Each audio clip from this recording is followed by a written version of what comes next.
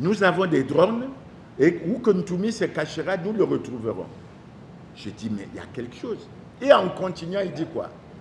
Tous les opposants qui bénéficient d'un traitement du pouvoir doivent se tenir à carreau et soutenir le pouvoir, parce que s'ils ne le font pas, ils subiront le sort que certains ont eu à subir. Mais ça veut dire quoi? Ça veut dire que le pouvoir vous dit clairement, c'est nous qui maîtrisons cette opposition. C'est nous qui savons quels sont les vrais et les faux opposants. Et quand cela est fait, mais il n'y a aucun démenti de la présidence de la République. Ça veut dire quoi? Ça veut dire que le président Denis Sassou Nguesso et son pouvoir reconnaissent aujourd'hui qu'il y a dans ce pays une démarche de corruption et d'achat de conscience pour faire en sorte que le véritable combat que nous menons soit pratiquement dévié, et ça pose un certain nombre de problèmes. Ça, c'est le premier cas. Le deuxième cas, mais on prend la loi qui porte le statut de l'opposition politique. Et quand on prend cette loi, il est dit clairement que l'opposition politique est constituée des partis ne soutenant pas le gouvernement. Et plus loin, on dit un parti de l'opposition peut accepter d'être au gouvernement. À partir de ce moment, il est astreint à la solidarité gouvernementale. Mes chers frères, ayons quand même le courage d'assumer un certain nombre de choses. Et moi, j'ai dit, je prends sur moi, j'ai dit, je n'ai épinglé aucun autre parti, mais j'ai épinglé sur la base de cette démarche. Je dis, mon petit frère Fila, qui fait partie du gouvernement, et je n'ai pas appris qu'il y a eu un accord politique négocié entre le PRL et le PCT. Ça veut dire que Fila applique intégralement le programme de Denis Sassou Nguesso.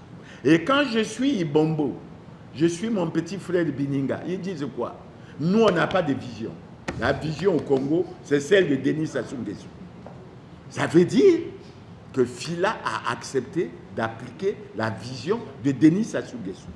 Mais à partir de ce moment, est-ce que nous pouvons encore continuer à tergiverser pour dire Fila est à l'opposition? Évidemment, demain, ils vont se battre dans le cadre de la Commission nationale électorale indépendante pour occuper un certain nombre de positions. En fait, occuper un certain nombre de positions pour favoriser le candidat du pouvoir, sinon Denis Sassou Nguesso. C'est la même chose pour mon frère et ami Pascal Satima Diala. Mais il faut reconnaître que le costume que Pascal porte lui pose des problèmes. Il n'est pas opposant. Et je le dis pour Pascal, avec beaucoup plus de sévérité. Pourquoi? Mais parce que quand Pascal a été nommé chef de file de l'opposition, Pascal a eu des problèmes avec Nick Fila, et les gens le savent. Pourquoi? Mais parce qu'il estimait que Nick Fila, étant au gouvernement, ne pouvait pas se considérer à l'opposition. Donc la démarche est claire. Alors quand on le dit, on a le sentiment que Mierassa veut avoir des problèmes. Je ne veux pas avoir des problèmes. C'est Satima Diala et Nick Fila qui doivent bien lire le droit et bien appliquer le droit. Et c'est pour ça que je dis que même mon petit frère Mboulou, qui favorise ces choses-là, il doit savoir qu'il entraîne le pays dans la dérive. C'est pour ça qu'on dit, moi j'ai cité deux. Maintenant, si quelqu'un, dans la démarche qu'on amorce, pense que lui n'est pas vrai opposant, pourquoi nous le disons? Même moi, peut-être que je ne suis pas vrai opposant. Parce que demain, si on se retrouve, qui va nous départager? Mais c'est le peuple qui va nous départager. Le peuple nous dira, oh Mierassa, mais il se cache là. Mais voilà. Comme nous les Congolais, nous n'avons pas d'humilité et nous n'arrivons pas à nous confesser. Parce que tu peux sortir aujourd'hui dire, bon, hier, je n'étais pas un vrai opposant, j'ai fait ça, pardonnez-moi Congolais, je prends la responsabilité de ne plus agir comme ça et d'agir pour la vraie opposition. Ce n'est pas possible. Nous les chrétiens, nous faisons ça. Donc voilà la précision que je voulais apporter, Jimmy. Mais moi, je ne regrette nullement.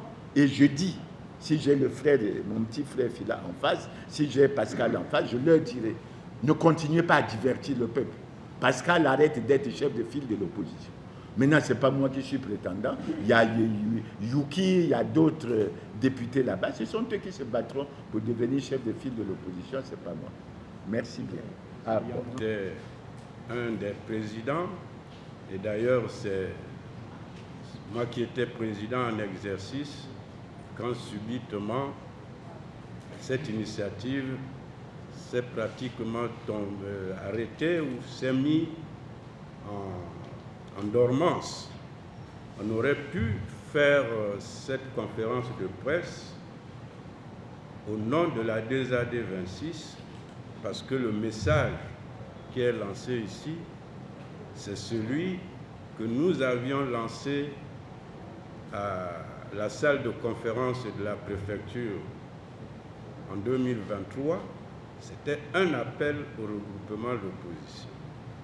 Nous espérions, après avoir fait notre propre diagnostic de la situation de cette opposition plurielle, penser que tel que ça existait avec plusieurs groupements, ça n'allait pas nous aboutir à un résultat face au pouvoir en place avec tous ces mécanismes que nous connaissons. Et on s'était dit qu'il fallait se fixer un objectif majeur, c'est se battre entre 2023 et 2025 pour faire modifier la situation de la gouvernance électorale dans notre pays.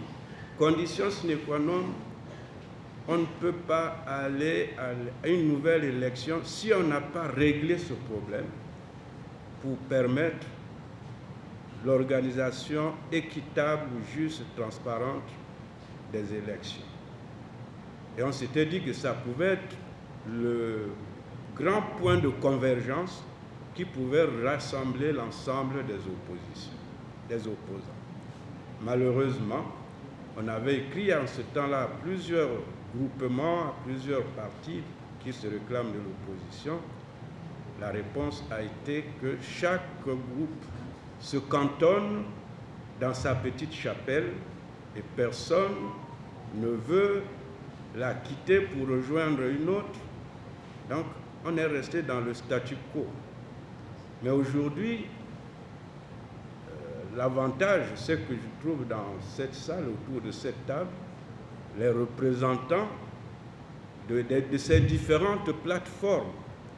C'est déjà, je crois, un pas important, un geste qui diffère de ce qu'on a été jusque-là. C'était rare de voir où la fédération de l'opposition organiser un tel événement et avoir les représentants de la COPA, de l'ARD, de Mathias Ndion et autres.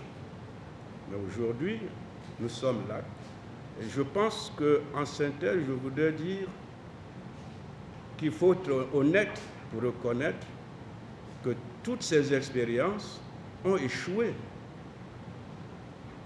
Il faut qu'on le reconnaisse. Et que nous devons, cet appel, il faut le prendre comme celui que Mirassa a lancé le samedi passé, comme la volonté de faire un nouveau départ. Il faut faire peut-être pratiquement table rase de tout ce qui existe pour refonder cette opposition. Moi, c'est le sens que je donne à cette opportunité. Il y a bien sûr d'autres initiatives aussi.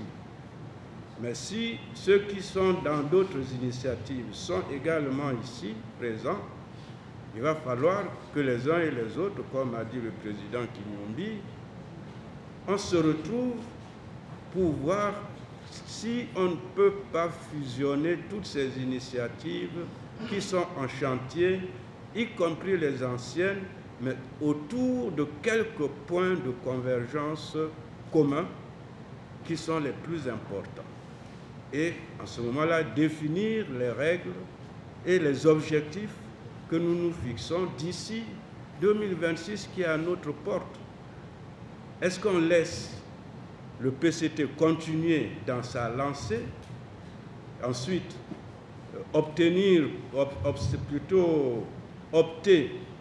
pour le boycott de l'élection qui va malgré tout se réaliser et on nous mettra devant un fait accompli parce qu'on dira l'opposition n'est pas allée à l'élection parce qu'elle n'est pas capable de s'organiser, ou on verra quelques individus au nom de l'opposition qui vont se positionner sans être sûrs que les règles de jeu sont claires et que leur vote sera pris en compte. Et après, on